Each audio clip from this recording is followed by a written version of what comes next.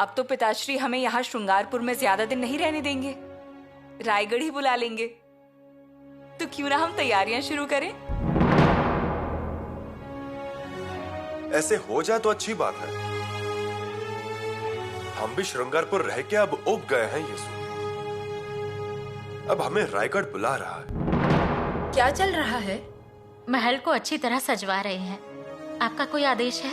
अरे लेकिन इतना सब करने की क्या आवश्यकता है? शंभू राजे और बहुरानी तो श्रृंगारपुर में है। वो आने वाले हैं, वो आते ही होंगे। महाराज ने उन दोनों को किले पर वापस बुला लिया है। क्या? जी। हमारी बात तो सुनिए। शंभू राजे और दिलेर खान की दोस्ती। दिलेर खान का जासूस भी देखा आपने? अनाजी पंत, हम सदियों से यही करते आ रहे हैं। और अगर दिलेर खान के युवराज से दोस्ती होती तो आज वो रायगढ़ के सिंहासन पर बैठ गए होते।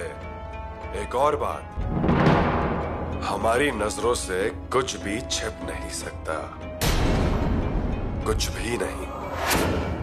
रानी जी, रात वैद्य की दवाइयाँ, काढ़े, नुस्खे सब कम पड़ गए थे क्या? अब ये अंगारे और धूप दिखा रही हैं? वैद्य की दवाइयाँ बीमारी ठीक कर सकती है, लेकिन ये बीमारी साधारण नहीं है। ये कलश अभिषेक करने की वजह से है। माताश्री, पन्हाला इसी दिशा में है ना?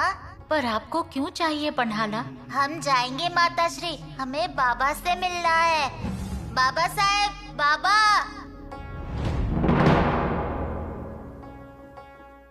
प्रणाम दादाजी।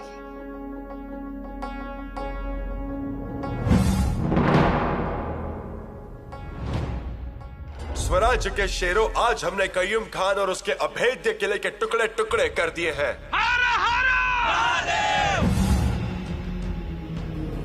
बंटवारे का क्या करें? पिताश्री, जैसे शरीर को बांटा नहीं जा सकता है, वैसे ही स्वराज्य का बंटवारा भी नहीं होगा। महाराज ने जो तलवार की लंबाई बढ़ाई है उसमें थोड़ा और बढ़ा दीजिए, और हमें तलवार के ऊपर नाल चाहिए। इसके अलावा तलवार का वजन कम होना चाहिए। इससे पहले हमसे क्या गलती हुई है, या फिर हम अभी कोई गलती कर रहे हैं? स्वराज्य के लिए और कुछ करना था क्या? करना चाहिए था क्या? युवराज की हैसियत से हमसे कहां कमी रह गई? पिताश्री ने हमसे मुंह क्यों मोड़ लिया?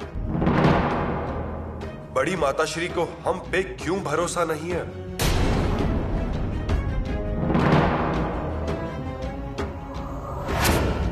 कब खत्म होगी ये अपेक्षाएं? कब खत्म होगी ये बेरुखी? कब? महाराज ने कब तय किया कि युवराज को किले पर वापस बुलाना है? महाराज ने बातों बातों में कह दिया, नामकरण के लिए जा नहीं पाए। शंभू राजे और बहुरानी दोनों को यहीं बुला लिया जाएगा। दादा बनने की बहुत खुशी हो रही है उन्हें। हमें भी बहुत खुशी हुई है।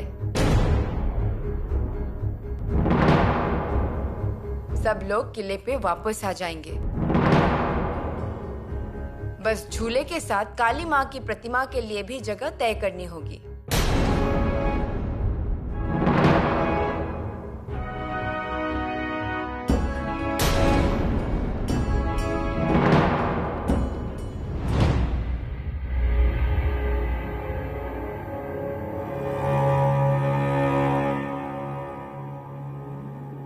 हुआ ये सब क्या है? युवराज ने दूध नहीं पिया क्या? दूध तो क्या, रात को उन्होंने खाना तक नहीं खाया।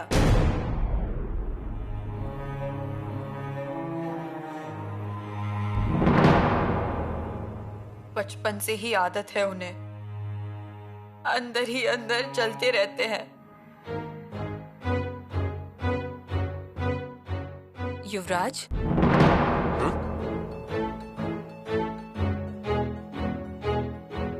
आइए आप। किस बारे में सोच रहे हैं आप? ये सो हमें समझ नहीं आ रहा है कि क्या ये कोई जानबूझकर कर रहा है या फिर ये हमारा भाग्य ही ऐसा है। नहीं, हमारी बात छोड़िए, हम सहते हुए ही आए हैं, परंतु हमारी बेटी के शुभ अवसर पर तो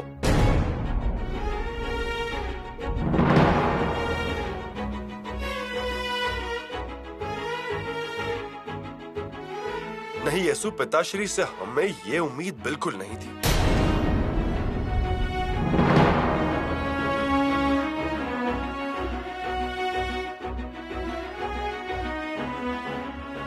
एक बात पूछें? ये सब बंद दरवाजे के पीछे तय नहीं हुआ था? येसु, बंद दरवाजे के पीछे इतना ही तय हुआ था कि हमारे और पिताश्री के बीच में मनमुटाव है, ऐसा नाटक करना है। उसी का बहाना बनाकर यहाँ श्रृंगारपुर में आ जाना, श्रृंगारपुर आकर समुद्र तट पर के सिद्धि पुर्तगीज पर दबाव पैदा करना, और पिताश्री दक्षिण में है तब तक दिलेर खान को रोक कर रखना था। समय आने पर उनसे दोस्ती का नाटक भी करना था। ये सब तो किया हमने, किया ना? हाँ। तो फिर अब तो पिताश्री को हमें रायगढ़ बुला लेना चाहिए ना, संदेशा भेज देना चाहिए ना। ठीक है, नहीं बुलाया हमें अभी तक, लेकिन पिताश्री के नाते तो आना चाहिए था ना। हाँ, अगर बंद दरवाजे के पीछे ये सारी बातें तय हो गई थी तो फिर पिताश्री को संदेशा भेजना ही चाहिए था। येसु, हमें बाकी लोगों की फिक्र नहीं है, लेकिन अपने परिवार के सदस्यों का, रिश्तेदारों का, यहाँ तक कि राजाराम राजा भी यही सोचेंगे कि हमने दिलेर खान के साथ दोस्ती की, इसलिए। वही तो,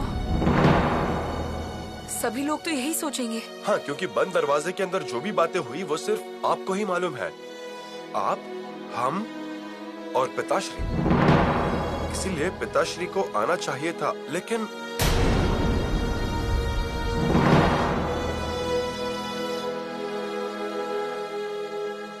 पिताश्री के मन में क्या चल रहा है कुछ समझ नहीं आ रहा है। हुजूर, अभी अभी खबर आई है कि शहजादे शाह आलम को औरंगाबाद भेजा जा रहा है।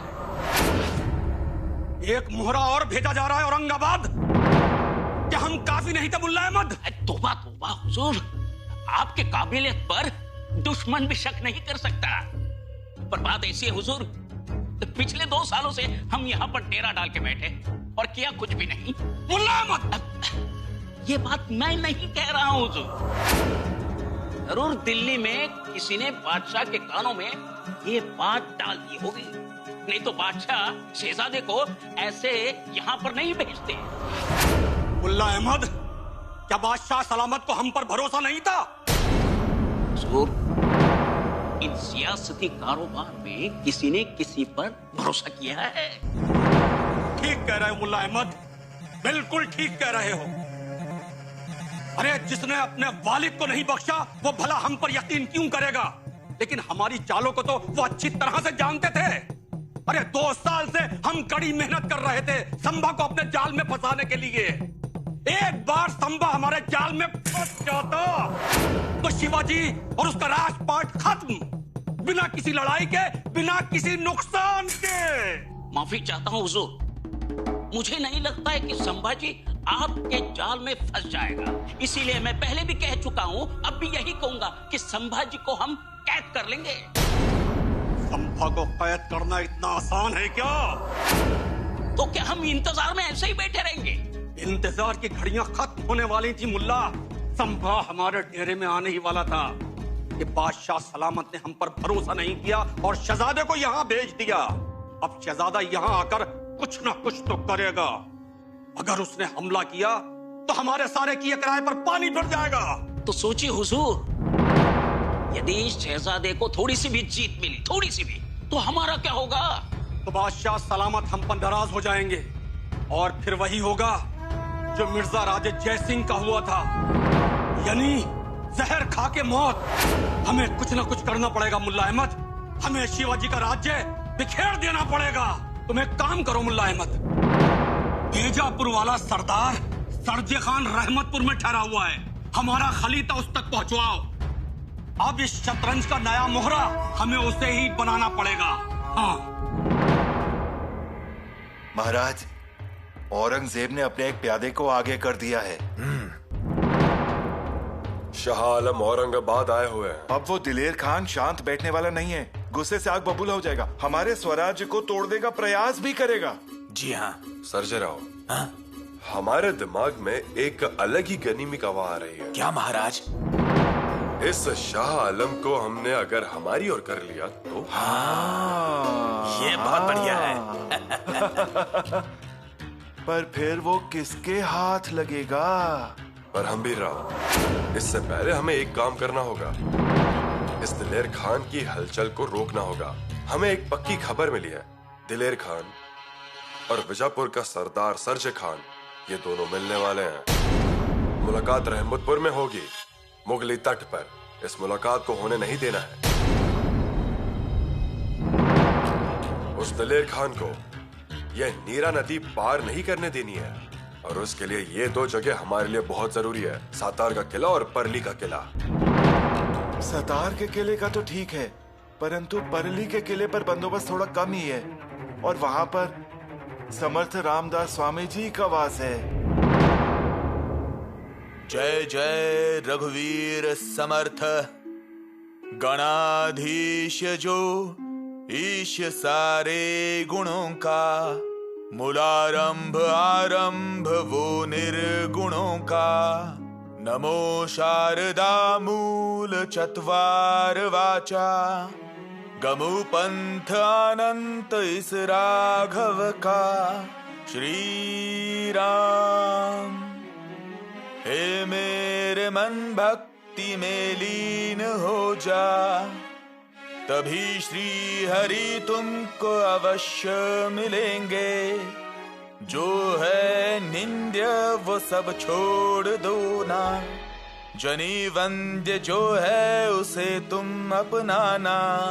श्री राम प्रभाते मन में राम चिंतन करो तुम, हर कार्य में प्रथम राम नाम ही लो तुम। सदाचार ये है इसे मत छोड़ना तुम, तभी जन प्रिय हो सकोगे तुम। जय जय रघुवीर समर्थ।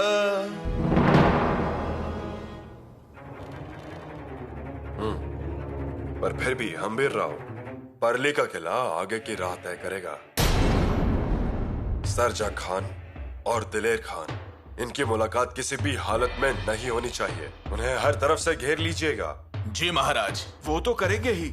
मैं तुरंत ही परली के किलेदार को संदेश भेज देता हूं। जीजाजी काटकर। जीजाजी काटकर जी स्वराज्य के प्रति वफादार हैं जी, पर उनके साथ हमें कुछ होशियार लोगों को भी भेज देना चाहिए। किसे महाराज? किसे भेजना चाहिए परली के किले पर?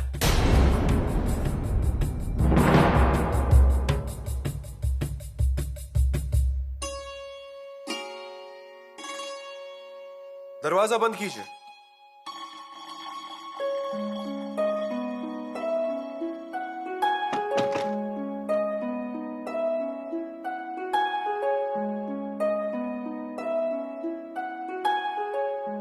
यीशु हम पिताश्री को एक नजराना भेजने वाले हैं, कोई और चीज जो उन्होंने अनुभव किया है पर देखा नहीं है।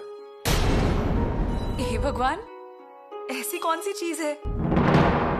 युवराज, आप कर क्या रहे हैं? पल भर में खुश हो जाते हैं और पल भर में दुखी हो जाते हैं। कभी पिताश्री पर रूठ जाते हैं तो कभी कहते हैं कि आप उन्हें नजराना भेजेंगे। यीशु हम ऐसे ही हैं। सामने का दरवाजा खुले या ना खुले, हमें प्रयास करना नहीं छोड़ना चाहिए। ये है वो नजराना। ये कौन सा नक्शा है? यीशु, ये हमारा विस्तारित हुआ स्वराज्य, रायगढ़ से लेकर ये जिंजी तंजावर तक। सच में कितना बड़ा स्वराज है हमारा। ये नक्शा कहीं पर भी उपलब्ध नहीं था, हमने इसे खुद तैयार किया है। पिताश्री बहुत खुश हो जाएंगे। जरूर होंगे, लेकिन उससे भी ज्यादा खुश तब होंगे जब ये पीले रंग का हिस्सा देखेंगे। पीले रंग का हिस्सा? ये देखिए, ये तापी नदी है, ये नर्मदा। औरंगाबाद, जलगांव, बुरहानपुर, चंद्रपुर, रायपुर, वो गोदावरी के समुद्र संगम तक का प्रदेश जिसे हम हासिल करने वाले हैं। मतलब? उत्तर दिग्विजय। बहुत अच्छा विचार है ये। अच्छा लगा? अब जल्द से जल्द शुरुआत करनी है। अब बस एक काम कीजिए, ज्यादा से ज्यादा दक्षिण का नक्शा पिताश्री को भेज दीजिए, उत्तर का मत भेजिए, क्योंकि अगर ये नक्शा किसी के हाथ लग गया तो हमारे इरादे उनके सामने आ जाएंगे। उससे अच्छा है कि आप पिताश्री से मिलकर ये बातें उन्हें बताइए। वाह कुल मुख्तियार, आप तो तैयार हो गई हैं। वैसा ही करते हैं, पिताश्री को सिर्फ खलीता भेजता है कि हम मिलने आ रहे हैं। खलीते की राह देखे बिना रायगढ़ के लिए रवाना हो जाएंगे। पिताश्री से मिलकर ही उन्हें सब बता देंगे, उत्तर दिग्विजय के बारे में।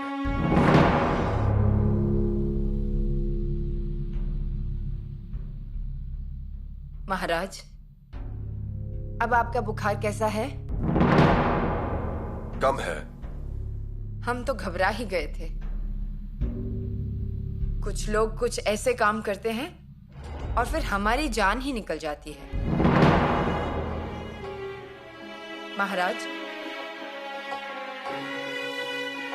गरम है, खा लीजिए।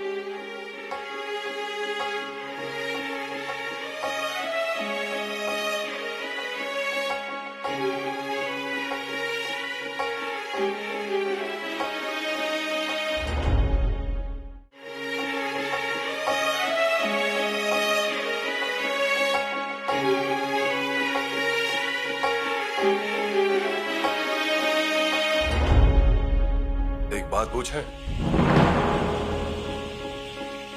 शंभू राजे के बारे में पूछना है तो मत पूछिए। उन्हीं के बारे में पूछना है। महाराज माफ कीजिए, लेकिन आपके मन में शंभू राजे को लेकर कोई शंका है? बिल्कुल नहीं। हमने अपने कानों से सुना है और जो समझना था वो समझ भी लिया है। क्या समझा आपने? शंभू राजे का किले पर आना आपको मंजूर नहीं है। हम ये नहीं कहना चाह रहे थे।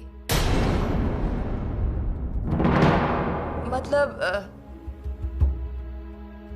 अघोरियों का रीति रिवाज शंभू राजे घर में लेकर आएंगे, इसलिए ऐसा लगा कि। बातों को घुमाइए मत। कभी भी नहीं किया है। फिर बताइए, बिना हिचकिचाहट के बताइए। हम विचित्र उलझन में फंस गए हैं महाराज।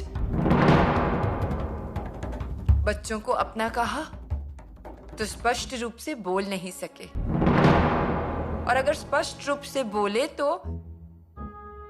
लोगों को सौतेलापन दिखाई देता है। हमें ऐसा नहीं लगता है।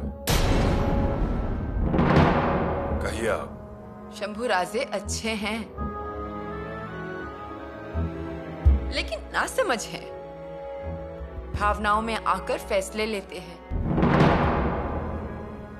बचपन से ही उन्हें हर किसी की सहानुभूति मिलती आई है, और अभी उन्हें इस सहानुभूति की आदत हो गई है। 9 साल की उम्र में ये, 10 साल की उम्र में वो, आगरा, मथुरा, ब्राह्मणों के घर में रहे, पैदल चल के आए, ये सब कोई हमेशा बस यही बातें करते रहते हैं। लेकिन महाराज, ये सब आपके कारण हुआ है। आप उन्हें साथ लेकर गए और सही सलामत वापस लेकर आए। फिर उसमें उन्होंने क्या किया? आज अगर वही स्थिति फिर से आई तो राजा राम राजे भी वही कर सकते हैं जो उन्होंने किया था, और करना ही पड़ेगा। इसलिए 9 साल की उम्र में क्या हुआ, ये सब हमेशा याद दिलाते रहने का क्या मतलब? कहते हैं कि हम 15 साल की उम्र में मुहिम पर गए, युद्ध जीते, 14-15 साल की उम्र में बुद्धभूषण लिखा, और ये सभी बातें सच्ची हैं और अच्छी भी। हाँ वो तो है, लेकिन अब उसका परिवर्तन अहंकार में होने लगा है। और फिर गागा भट्ट जी ने भी कहा है, ये हमारे भविष्य के शिवाजी हैं। उसके बाद तो उनका नजरिया ही बदल गया। महाराज, हम आपसे निवेदन करते हैं शंभू राजे के अंदर से ये सब बातें खत्म कर दीजिए। उन्हें एहसास दिलाइए। कहिए किसी भी भ्रम में ना रहें। हमें विश्वास है अगर ये सब बातें खत्म हो गई, बड़े बुजुर्गों का उन्होंने आदर किया, मंत्रियों से बदतमीजी से बात करना बंद किया, तब शंभू राजे सोने की तरह होंगे। एक अच्छे राजा के नाम से जाने जाएंगे वे। अन्यथा स्वराज्य का नुकसान हो जाएगा और वो उन्हीं के वजह से। ये बात निश्चित है।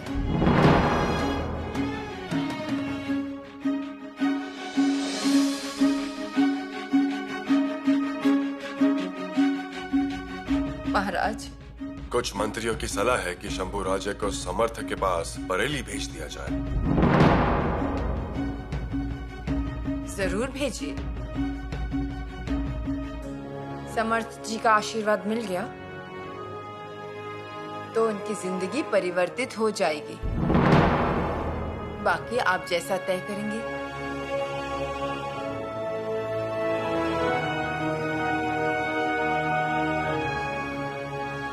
तो फिर क्या तय किया है आपने? शंभू राजे बरेली के किले पर जाएंगे।